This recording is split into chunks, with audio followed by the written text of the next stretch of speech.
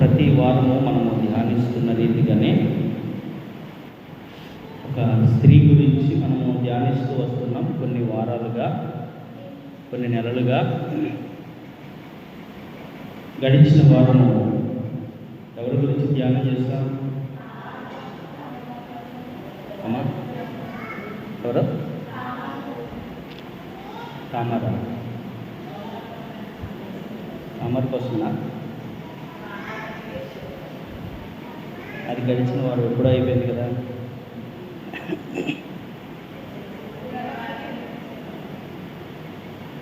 సమరయ స్త్రీగా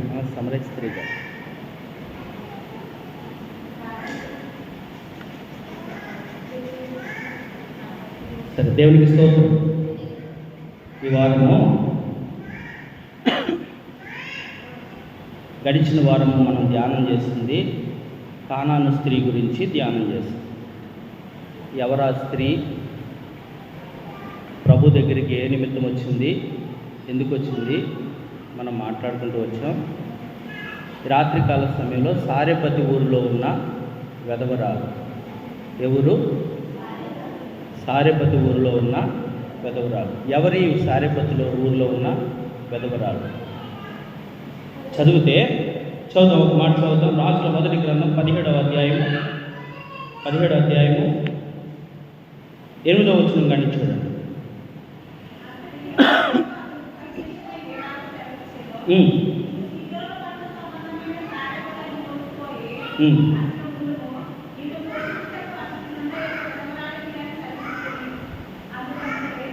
చాలు, తర్వాత ఆ మాటలన్నీ చదువుకుందాం.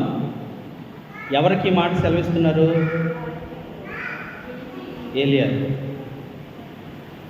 ఏలియాకి సెలవిస్తున్నారు. సారెపతి ఊరికి వెళ్ళటానికి ముందు ఆయన ఎక్కడున్నారు చెప్పాలి. కెద్రోను వాగు దగ్గర ఉన్నారు. వాగులో నీళ్ళు అయిపోతున్నాయి.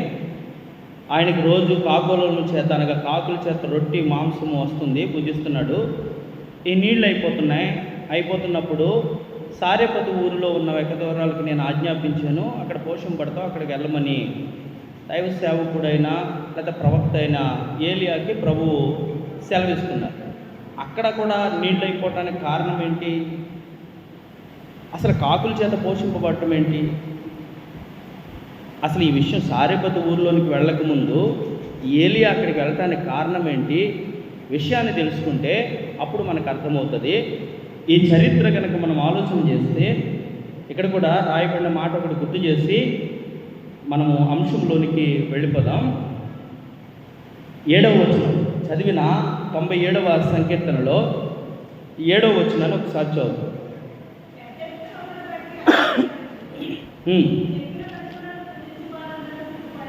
వ్యర్థ విగ్రహములను బట్టి అతిశయపడుచు చెక్కిన ప్రతిమలను పూజించు వారందరూ సిగ్గుపడతారు అని చెప్తున్నారు. అయితే ఏలియా రోషము కలిగిన వాడుగా అగ్ని ప్రవక్త. ఏలియా అంటే అగ్ని ప్రవక్త, లేకపోతే ఏలియా అనిగా అర్థము యెహోవాయే నా దేవుడు అని అర్థం. ఈ ఏలియా ఆహాబు దగ్గరికి వెళ్ళి ఒక మాట చెప్తున్నాడు. 17వ వచనం చదువుతాం. రాజుల మొదటి గ్రంథము 17వ అధ్యాయం 1వ వచనం.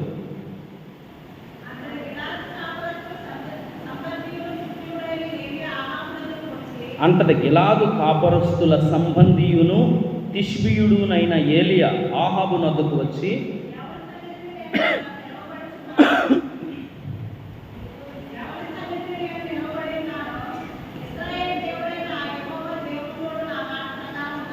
ఆహాబు ఎవరు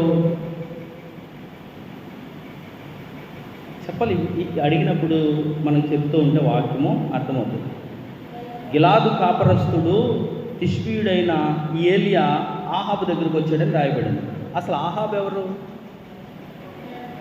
చెప్పండి. ఏదో చెప్తారు, గట్టిగా చెప్పండి. ఇశ్రాయేల్ రాజు అంతే, కరెక్టే. ఆహాబు ఎవరు అంటే ఇశ్రాయేలీలకు రాజుగా ఉన్నాడు. ఈ రాజు దగ్గరికి వచ్చి చెప్తున్న మాట ఏంటి తెలుసా? మరొకసారి నేను గుర్తు చేస్తున్నాను. సారేపతి ఊరిలో ఉన్న వెధవరాలకి నేను ఆజ్ఞాపించాను, అక్కడికి వెళ్ళి నువ్వు పోషింపబడతావని ఏలియాకు దేవుడు చెప్పిన మాట మనం చదువుకున్నాం. చదువుకున్న తర్వాత అంతకుముందు ఎక్కడున్నాడంటే కనుక కెద్రోను వాగు దగ్గర ఉన్నాడు. ఆ వాగులో నీళ్ళు ఎండిపోయిన కారణాన్ని బట్టి అక్కడికి వెళ్తున్నాడు. అసలు ఆ వాగులో నీళ్ళు ఎండిపోతా కారణం ఏంటి అంటే కనుక ఏం జరిగింది ఆలోచన చేస్తాను. కొద్ది ముందుకెళ్తే కనుక 17వ అధ్యాయం 1వ వచనంలో గిలాదు కాపరస్తుడు తిష్బీయుడునైన ఏలియా ఆహాబు దగ్గరికి వచ్చాడంట. ఇప్పుడు అసలు ఆ విషయం మనకు అర్థమవుతుంది. ఆహాబు దగ్గరకు వచ్చి చెప్తున్న మాట ఏమిటంటే, నేను ఎవని సన్నిధిని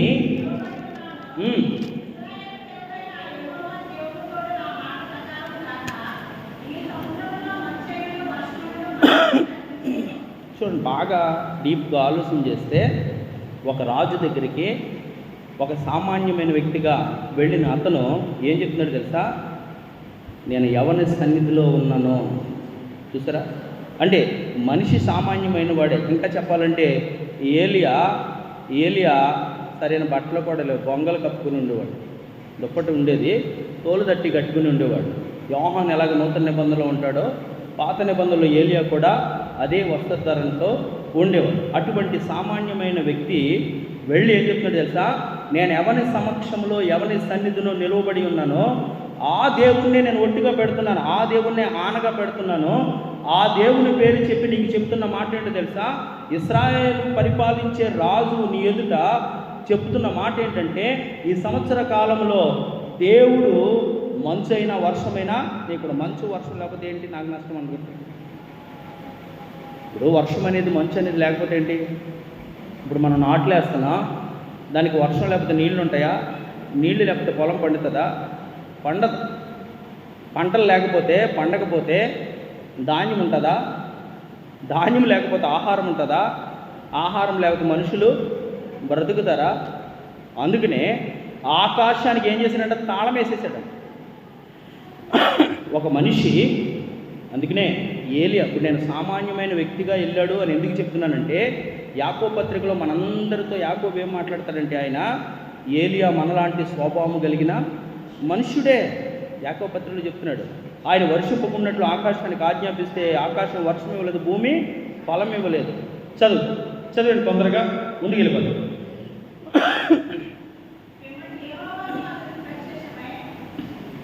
చదువు, నేను చదువుతున్నా చూసుకోండి. బైబిల్లో 17వ అధ్యాయం చూసుకోండి, 2వ వచనం కంటే. పిమ్మట యెహోవా వాక్కు అతనికి ప్రత్యక్షమై, నీవు ఇచ్చటి నుండి తూర్పు వైపున పోయి యోర్దానుకు ఎదురుగానున్న కెరీతు వాగు దగ్గర దాగి ఉండుము. ఆ వాగు నీరు నీవు త్రాగుదువు, అతడికి నీకు ఆహారము తెచ్చుటకు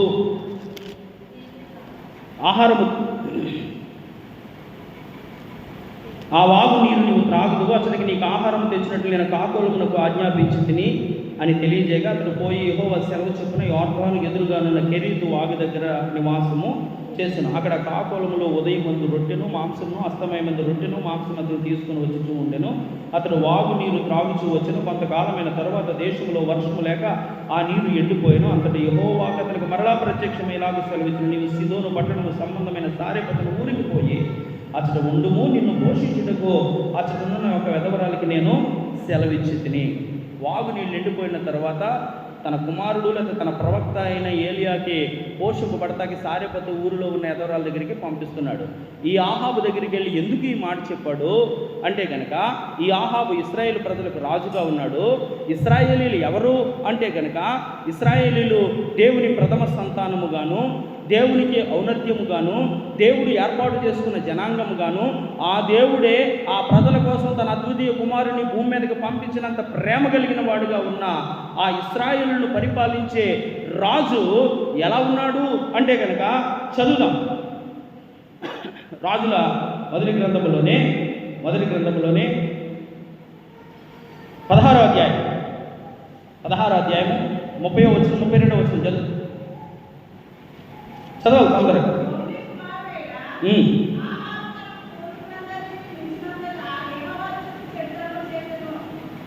ఏం చేశారంట అమ్మ? అర్థమవుతుందా? మాట్లాడండి. ఒమ్రీ కుమారుడైన ఆహాబు తన పూర్వీకులందరినీ మించినంతగా యెహోవా దృష్టికి చెడుతనము చేశాను. ఎవరి దృష్టికంట? ఎంత పాపం చేశాడు? పూర్వీకులు ఉన్నారు రాజులు, వాళ్ళు కూడా తప్పులు చేసిన వారు ఉన్నారు, కానీ వారందరిని మించిపోయాడంట. మించిపోయి దేవుని దృష్టికి పాపం చేశాడు. నెబాతు కుమారుడైన యెరోబాము జరిగించిన పాప క్రియలను అనుసరించి నడుచుకున్నట్ట స్వల్ప సంగతిని, అంటే యెరోబామే దేవునికి ఎంతో వ్యతిరేకంగా జీవిస్తే అది పెద్ద విషయం కాదు అనుకుని ఇంకా ఎంత దౌర్భాగ్యంగా జీవించాడంటే తెలుసా?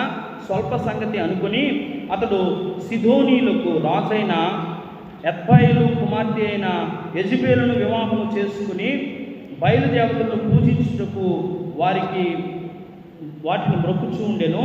షోమ్రోన్లో తాను బయలునకు కట్టించిన మందిరమందు బయలునకు ఒక బలిపీఠము కట్టించెను, మరియు ఆహాబు దేవతా స్తంభం ఒకటి నిలిపెను. ఈ ప్రకారం ఆహాబు తన పూర్వీకులైన ఇశ్రాయేలు రాజులందరికంటే ఎక్కువగా పాపము చేసి ఇశ్రాయేలు దేవుడైన యెహోవాకు పాపము పుట్టించెను.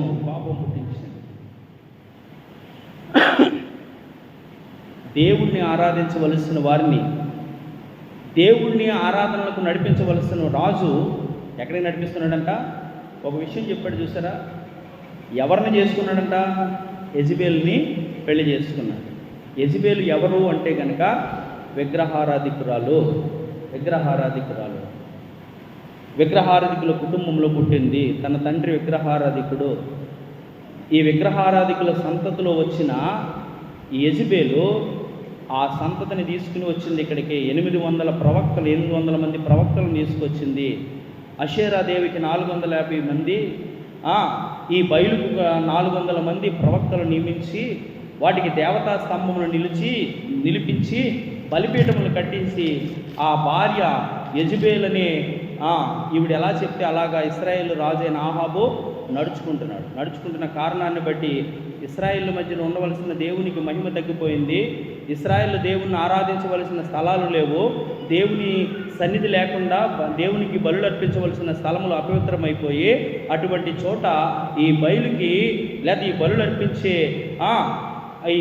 ఈ బలులు అర్పించే స్థితి అంతా కూడా మారిపోవడానికి కారణమయ్యాడు ఎవరు?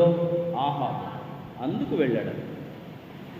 ఇదంతా ఎందుకు చదువుకుని ఎందుకు చెప్తున్నామంటే, ఇంతటి దుర్మార్గానికి ఒడిగట్టిన వాడికి దేవుని శక్తి సామర్థ్యాలు తెలియాలని, దేవుని గురించి అసలైన దేవుడెవరో ఆరాధిస్తున్న దేవుడెవరో తెలియాలని ఆ దేవుడి గురించి సామాన్యమైన వ్యక్తిగా వెళ్ళి చెప్పేసి వచ్చేసాడండి.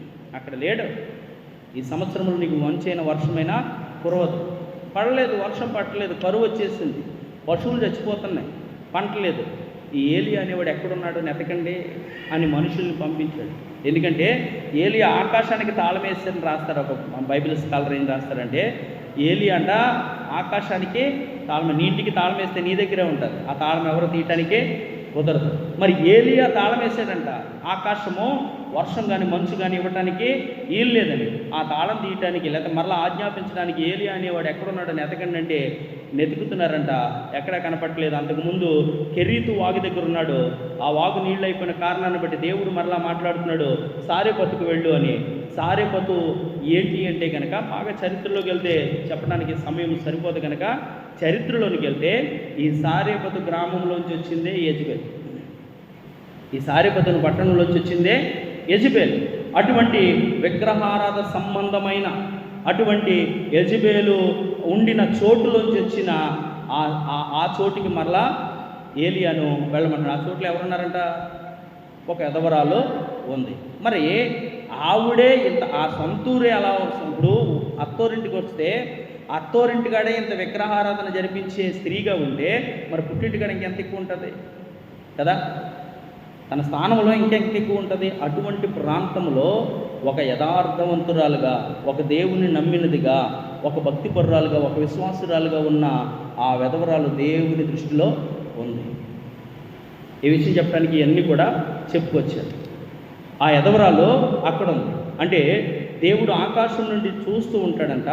ఆయన దృష్టికి ఎవరు అనుకూలంగా ఉన్నారో, ఎవరు యథార్థంగా ఉన్నారో వారి దగ్గరికే తన పని నిమిత్తం పంపిస్తాడంట. వారిని ఆయన దృష్టిస్తూ ఉంటాడు. గొప్పవారు ఉన్నారు కదా, గొప్పవారి దగ్గరికి పంపించలేదు. వచ్చిన తర్వాత కూడా నేను చెప్పుకుంటూ వెళ్ళిపోతున్నాను ముందుకి, మీకు అర్థమయ్యేలాగా ముందుకు చెప్పుకుంటూ వెళ్ళిపోతున్నాను. వచ్చిన తర్వాత కూడా ఆ గవిని దగ్గరికి వచ్చేసరికి ఆమె కట్టెలు ఏరుకుంటూ కనపడిందంట. కనపడితే ఏలియా ఆవిడ దగ్గరికి వెళ్ళి కొంచెం నీళ్లు ఇమ్మని అడిగాడు. నీళ్లు తేవటానికి వెళ్తూ ఉంటేనే మళ్ళా పిలిచి నాకు ఒక అప్పము తీసుకురమ్మన్నాడు. అయ్యా, నువ్వు అడిగింది బాగానే ఉంది, కానీ ఊర్లో కరువు ఎక్కువగా ఉన్న కారణాన్ని బట్టి మా ఇంటిలో ఉన్న తొట్టిలో పట్టెడు పిండి మాత్రమే ఉంది, గుడ్డిలో కొంచెం నూనె మాత్రమే ఉంది. ఈ రోజుకి మాత్రమే నా కుమారుడు నేను అది తినడానికి మాత్రమే ఉంది. అది తిన్న తర్వాత రేపు ఏమవుతుంది ఏంటో తెలియదు, మేము బ్రతుకుతామో లేదో కూడా తెలియదు. అందుకు అది కాల్చుకుని తినటకు ముందే కట్టెలు అవసరమే ఏరుకుంటాకు వచ్చానయ్యా అంటే, అది నాకు తెలుసు, వెళ్ళి మొదట నాకు ఒక అప్పమో తీసుకురా, భయపడద్దు అన్నాడు. ఈ విషయాలన్నీ కూడా ధ్యానం చేసుకుంటూ వెళ్తే చాలా బాగుంటుంది. కానీ టైం గురించి మనం తర్వాత టైం చూసుకుంటాం. మన ఇక్కడ చెప్పిన మెసేజ్ ఎక్కడ వదిలిపెట్టేద్దాం. బయటికి వెళ్ళిన తర్వాత అయిపోయి చాలా టైం అయిపోయింది అంటారు. అందుకని ఒక్కోసారి ఏం చేస్తాడంటే దేవుడు అలా బయటికి వెళ్ళాలంటే ఇలా కరెంట్ తీసేస్తాడు, 2 దాకా ఇవ్వడు. ఇంటికాడ వాళ్ళు ఎలా ఉన్నా కానీ ఇక్కడ మనం ఆలోచిస్తామండి. పోనీ ఏదో ఒకటి నేర్చుకుని వెళ్ళాం కదా, మంచి మాటలు మనం నేర్చుకున్నాం కదా అనుకోం. అవి కూడా ఏమవుతాయంటే బయటికి వెళ్ళిన తర్వాత అయిపోతుంది. అలా ఉండకూడదు. మనం పనికి వెళ్ళామంటే జీతం తెచ్చుకుంటున్నాం కదా, దేవుని సన్నిధికి వచ్చి సమయాన్ని వెచ్చించినప్పుడు ఏదో ఒక మాట నేర్చుకుని వెళ్ళాలి. అందుకే ఇప్పుడు ఆహాబ్ అంటే ఎవరో చెప్పలేకపోయే స్థితిలో ఉన్నాం మనం. ఇశ్రాయేలు పరిపాలించిన రాజు గురించి కూడా మనకు అవగాహన లేదు. యెజబెల్ అంటే ఎవరో చెప్పలేకపోతున్నాం. అందుకని ఏదో ఒకటి నేర్చుకుంటా ఇంట్రెస్ట్ కలిగి రావాలి, ఆసక్తి కలిగి రావాలి. ఆసక్తి కలిగి వస్తే ఆ మాట మనము నేర్చుకోగలుగుతాం. దేవుని వాక్యం నేర్చుకోవడానికే ఇష్టపడతాం. కొన్ని మాటలు నేను చదివించేస్తాను, ముందుకు వెళ్ళిపోతాం. 17వ అధ్యాయంలో 8వ వచనం గణించి చదువుతాం.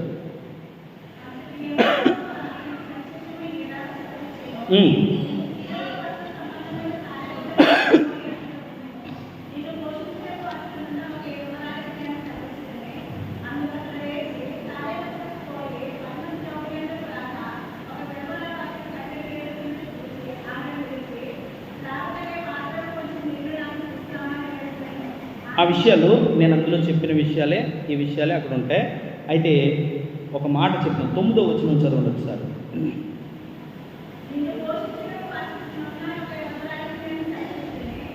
ఒక ప్రవక్తను పోషించడానికి అక్కడ ఆ ఒక్కతే లేదు కదా, అనేక మంది ఉన్నారు.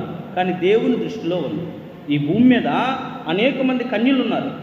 కానీ యేసు ప్రభు రావటానికే మరి ఒకటే ఉత్తమరాలు కింద దేవునికి నచ్చినదిగా యథార్థవంతులుగా ఉంది.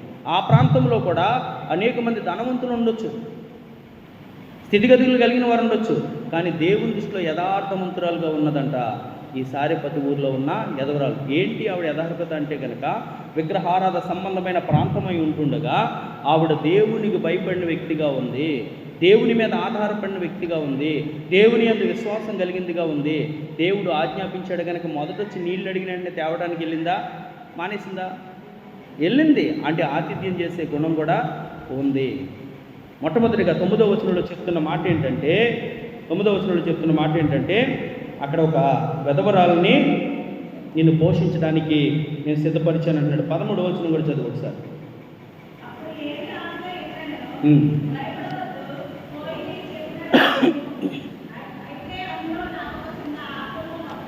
ఏమంటున్నాడు? రెండవదిగా భయపడదు.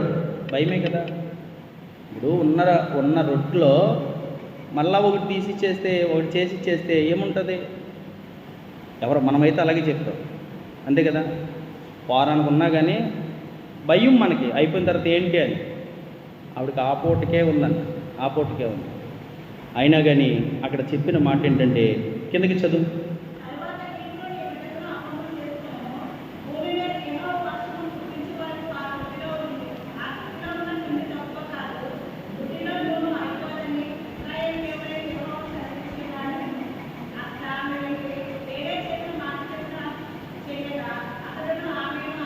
పదిహేనవ వచనంలో ఏం చేస్తుంది తెలుసా?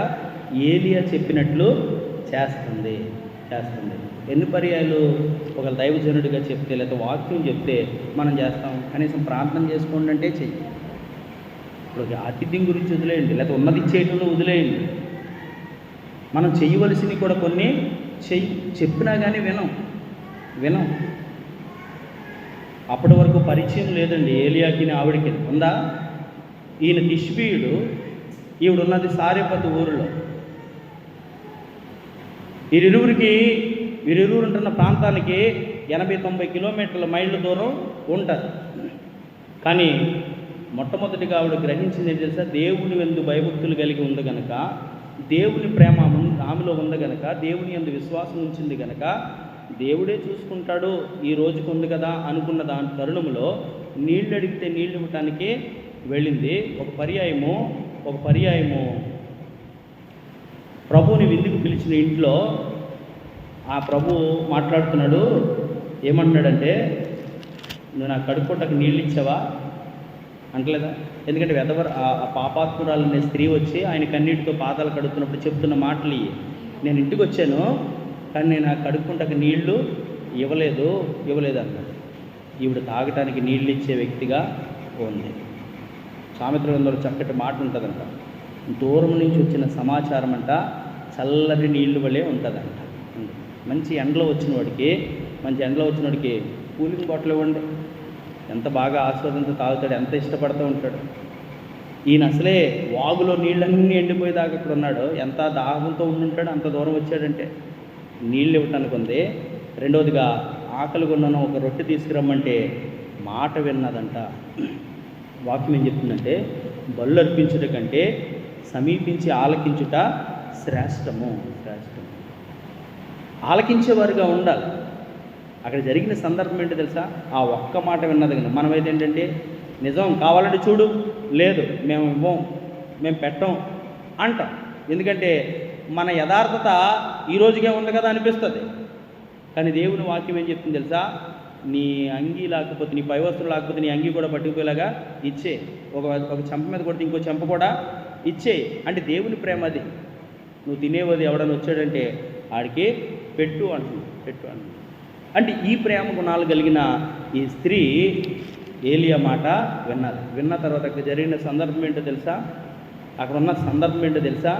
ఆ కరువు దినాలన్నీ కూడా రోజు ఆ తొట్టులో మామూలు అందరూ చేసుకుంటున్నారు, తొట్టులో పిండి తరగట్లేదు, గుడ్లో నూనె అవ్వట్లేదు. దేన్ని బట్టి అంటే కనుక మాట విన్నది, చెప్పినట్టు చేసింది. ఈ విషయాలన్నీ ధ్యానించాలి, చాలా బాగుంటుంది. కానీ సమయం 9 గంటలు అయిపోతుంది కనుక మళ్ళీ రేపు పనులకు వెళ్ళేటప్పుడు మళ్ళీ ఊడుపుల్లో అయ్యగారిని గుర్తు చేసుకుంటారు. అంతే కదా, ప్రతి మునుమునులో కూడా రాత్రి నిద్రలేదు తెలుస్తుంది. మామూలుగా ఇక్కడ నిలబడిన సేవకుడికి ఆ వివేచన ఇస్తాడు ప్రభు. ఇక్కడ చాలా వినయ భయభక్తులు చూపించినా అక్కడ మాట్లాడుకునే మాటలు ఇయ్యే. అవి ఆయన వదలట్లేదు, లేట్ అయిపోయింది. మరి నువ్వు వచ్చావు, ఏం నేర్చుకున్నావు? ఈయన వదలడు, సరే ఈయన బంధించేద్దరు మిమ్మల్ని. మరి నువ్వు వచ్చి నేర్చుకున్నది ఏంటి? రాత్రి మాట నేర్చుకున్నాను చెప్పు, ఉడుపుచేలో రేపొద్దుట వెళ్ళి. రాత్రి సారెపతి ఊరిలో ఉన్న ఆ విధవరాల గొప్పతనం గురించి తెలుసుకున్నానని చెప్పు. దేవుడు నిన్ను బట్టి ఆనందిస్తాడు కదా.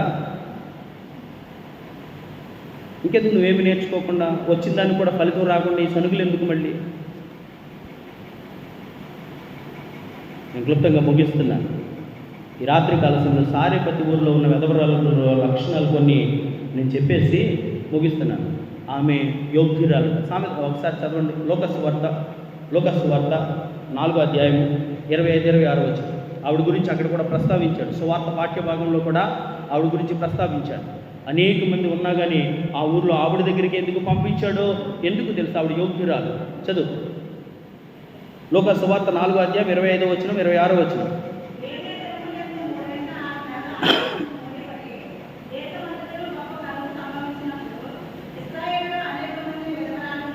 ఇశ్రాయేలీల్లో అనేక మంది విధవరాళ్ళు ఉండినను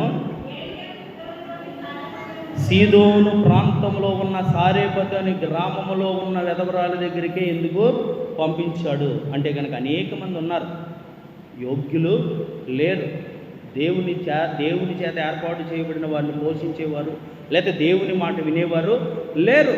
అందుకని ఈవిడ మొట్టమొదటిగా యోగ్యురాలైంది కనుక ఎక్కడో రాజుల గ్రంథంలో జరిగిన సందర్భాన్ని తీసుకొచ్చి మరలా ప్రభువు లోకసు వార్తలో ప్రస్తావన చేస్తున్నాడు. ఎందుకు అంటే కనుక ఈవిడ యోగ్యురాలు.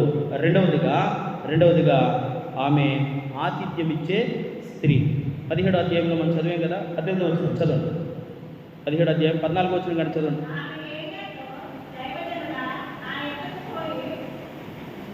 చదువు 14వ వచనం.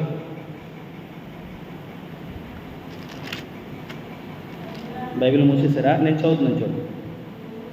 భూమి మీద యెహోవా వర్షము కురిపించే వరకు ఆ తొట్టిలో ఉన్న పిండి తక్కువ కాదు, బుడ్డిలో నూనె అయిపోదు. ఇశ్రాయేలు దేవుడని యెహోవా సెలవిచ్చి ఉన్నాడు అని. ఈవిడికి ఏం కలిగింది అంటే కనుక, ఈవిడ ఆతిథ్యం ఇచ్చేదిగా ఉన్నది కనుక ఈవిడ కరువు అనేది, కరువులో ఈవిడ ఏం పడుతుందంట? సమృద్ధిగా తన ఇంటి వారందరితో కూడా పోషింపబడుతుంది. మూడవదిగా ఆవిడలో ఉన్న లక్షణం, ఆమె విధేయురాలు.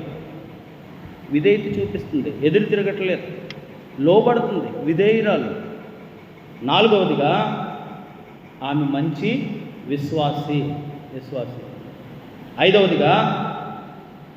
ఐదవదిగా కరువున్నా కానీ కరుణ చూపే హృదయం కలిగింది. కరువున్నదే కానీ ఎదుటి వ్యక్తి మీద కరుణ చూపే హృదయం కలిగింది. ఆరవదిగా ఆమె ఇంట్లో ఇంకో అద్భుతం జరిగిందండి. ఆమె ఇంట్లో ఇది ఒక మాట చదివేసి వాక్యాన్ని ముగించుకుందాం. చదువుదాం. 17వ అధ్యాయంలోనే 18వ వచనం చదువు ఒకసారి. దైవజనుడా,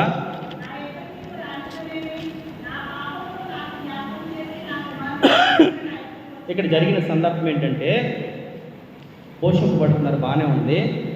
ఆమెకున్న కుమారుడు జబ్బు పడిపోయి చనిపోయే పరిస్థితి వచ్చింది. ఇంకా చనిపోయాడు. అప్పుడు చెప్తున్న మాట ఏంటో తెలుసా? ఇంత గొప్ప దైవజనుడివైన నీవు, ఇంత దేవుని శక్తి కలిగిన వ్యక్తివైన నీవు నా దగ్గరికి రావటం ఎందుకు? నా పాపం మరలా గుర్తు చేయటం ఎందుకు? ఏం గుర్తు చేశాడు అక్కడ రాయబడలేదు. కానీ ఆవిడ ఒప్పుకుంటున్న స్థితి ఏంటో తెలుసా? నాలో ఏదో పాపం ఉంది కనుకే ఇంత గొప్ప దైవజనుడు నా దగ్గరికి వచ్చినా నా కుమారుడికి జబ్బు అనేది వచ్చింది. ఆవిడ చెప్పుకుంటున్న మాట ఏంటో తెలుసా? నా పాపం నాకు గుర్తు చేయాలి. మళ్ళీ చదువు మాట్లాడు.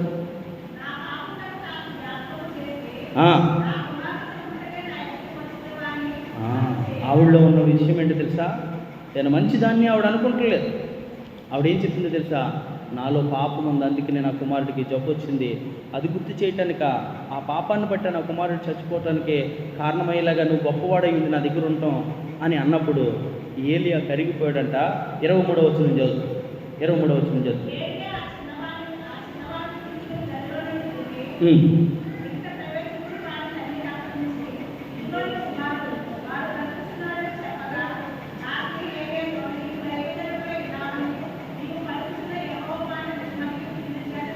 బ్రతుకుతున్నాడంటే ఏంటి?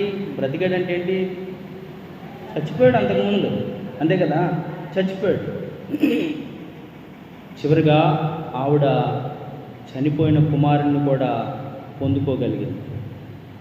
చనిపోయిన కుమారుడు, ఏ కుమారుడి మీద ఆశలు పెట్టుకుని బ్రతుకుతుందో, ఏ కుమారుడు కోసమో నా కొడుక్కి నాకు మాత్రమే ఈ రోజుకే ఉందని చెప్పిందో, ఆ కుమారుడికి జబ్బు చేసి చనిపోతే ఈ సేవకుడిని దేవుడు చెప్పిన మాట ప్రకారంగా చేర్చుకుని ఆతిథ్యం ఇచ్చి విధేయత చూపించి దేవుని సేవకుడు ద్వారా దేవుడు అద్భుతాలు చేస్తాడన్న విశ్వాసం కలిగి ఉన్న కారణాన్ని బట్టి చనిపోయిన కుమారుడు కూడా బ్రతికాడంట. బ్రతికిచ్చిన కుమారుడిని అప్పగించేటప్పుడు చెప్తుంది, నువ్వు దేవుని సేవకుడు అని నేను నమ్ముతున్నా, నాకు విశ్వాసం ఉంది అని చెప్తుంది. ఈ భూమి మీద ప్రభు చెప్తున్నాడు లోకా సువార్తలో చక్కటి మాట. మనం ఏదైతే విత్తుతామో, ఏ కొలత అయితే కొలుస్తామో, ఏదైతే ఆ మాట చదివేసి ముగించుకుందాం. చదవండి. లోకా సువార్త 6వ అధ్యాయము 35వ వచనం కానీ చదవండి.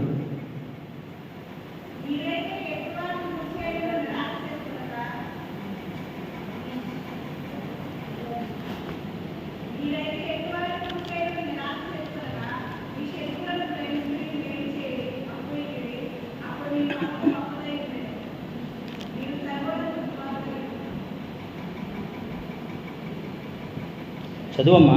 ఎందుకు ఆగిపోతున్నావు? సరే, నేను చదువుతాను. చూడు, 6వ అధ్యాయం 35వ వచనం కానీ చదువుతాను. మీరైతే ఎట్టివారిని గుర్చేయని నిరాశ చేసుకునక మీ శత్రువులను ప్రేమించి మేలు చేయుడి, అప్పియుడి, అప్పుడు మీ ఫలము గొప్పదయుడు, మీరు సర్వోన్నతుని కుమారులైందురు. ఆయన కృతజ్ఞత లేని వారి ఎడలను దుష్టుల ఎడలను ఉపకారి అయి ఉన్నాడు. కాబట్టి మీ తండ్రి కనికరము గలవాడై ఉన్నట్టు మీరును కనికరము గలవారై ఉండుడి. తీర్పు తీర్చుబడి, అప్పుడు మిమ్మల్ని గురించి తీర్పు తీర్చబడదు. నేరం మోపబడి, అప్పుడు మీ మీద నేరం మోపబడదు. క్షమించుడి, అప్పుడు మీరు క్షమించబడదు. ఇయ్యుడి, అప్పుడు మీకు ఇయ్యబడను. అణచి కుదించి దిగజారినట్టు నిండు కొలత కొలుసు మనుషులు మీ ఒడిలో కొలుతురు. మీరు ఏ కొలత కొలుతురో ఆ కొలతతోనే మీకు మరలా కొలవబడనని చెప్పారు. ఈ భూమి మీద మనం మంచి చేస్తే మంచే వస్తుంది. మనమేమో తలగొట్టు కొలిసేసి ఇచ్చేసి తవ్వ ఫుల్లుగా ఇచ్చేయాలని కోరుకుంటాం కదా.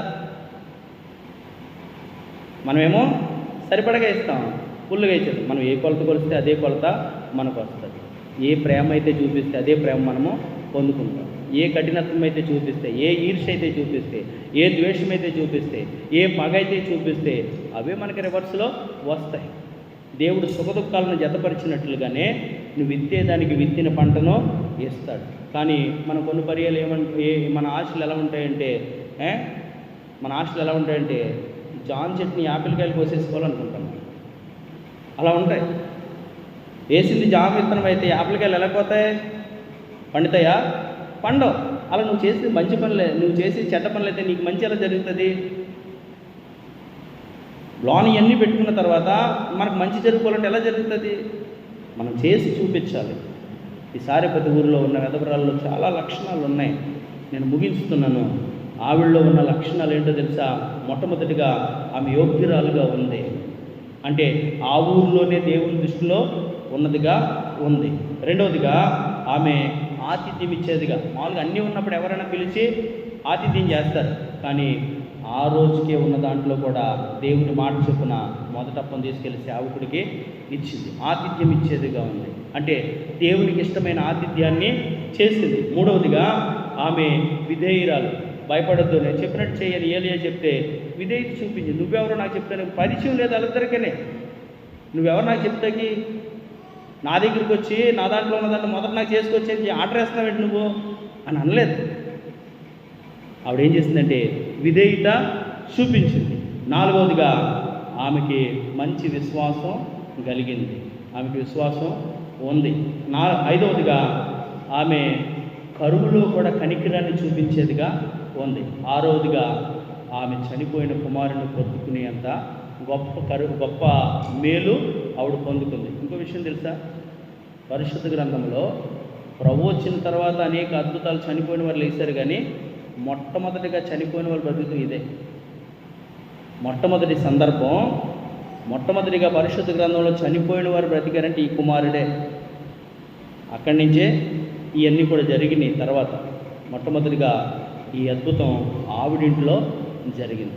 ఆవిడిల్లు ఎలా ఉందో తెలుసా? ఆతిథ్యం ఇచ్చేదిగా ఉంది, సేవకులను చేర్చుకునేదిగా ఉంది, దేవుని యందు విశ్వాసం కలిగిందిగా ఉంది. ఆవిడిల్లో అద్భుతాలు చూసేదిగా ఉంది. అలా ఉండటానికి సారేపతి ఊరిలో ఉన్న వెధవరాల్లో ఉన్న కొన్ని లక్షణాలైనా మనం కలిగి ఉంటే కనుక రాబోయే దినాల్లో వస్తున్న ప్రభువు మనం చేసిన మంచి పనులను బట్టి, ఆ గుణాతిశయాలను బట్టి బడా నమ్మకమైన మంచి దాసుడా అని సిద్ధపరిచిన పరలోకానికి మనకిస్తాడు. అలా ఇవ్వటానికి, పొందుకోవటానికి పరిశుద్ధాత్మ దేవుని సహాయ సన్నిధి మనందరికీ అనుగ్రహింపబడును గాక. దేవుడి మాటలు మన వెనుకల్లో దీవించి ఆశీర్వదించును గాక.